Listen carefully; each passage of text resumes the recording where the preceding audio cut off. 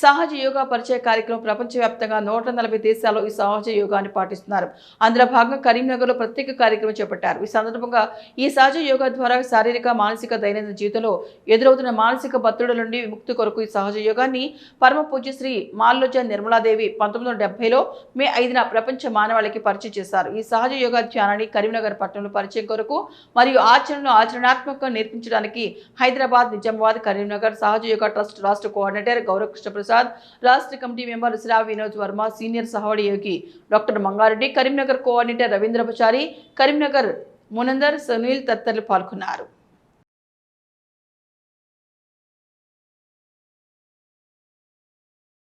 ఈ సహజ యోగాన్ని పరమపూజ్య శ్రీ మాతాజీ నిర్మలాదేవి గారు 1970లో మే 5వ తేదీన ప్రపంచాన్ని మానవాళికి అందించారు.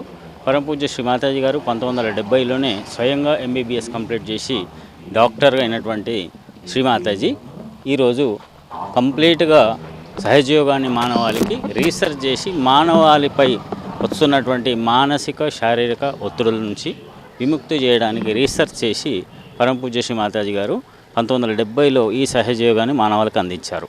అప్పటి నుంచి ప్రతి దగ్గర ఈ సహజ యోగాన్ని మేము ప్రచారం చేస్తూ ఇప్పటికీ 140 దేశాల్లో ఈ సహజ యోగాన్ని ప్రాక్టీస్ చేస్తూ ఉన్నారు.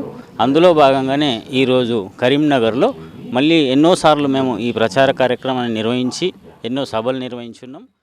ఈరోజు జరుగుతున్న పబ్లిక్ ప్రోగ్రాము సహజ యోగా పరిచయ కార్యక్రమం అండి. ఈ సహజ యోగం ద్వారా మానసిక ఒత్తిడి, భావోద్వేగ సమస్యల నుండి విముక్తి పొందవచ్చు.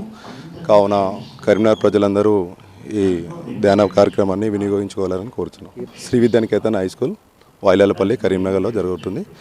కావున కరీంనగర్ ప్రజలందరూ అధిక సంఖ్యలో పాల్గొని ఆత్మసాక్షాత్కారం పొంది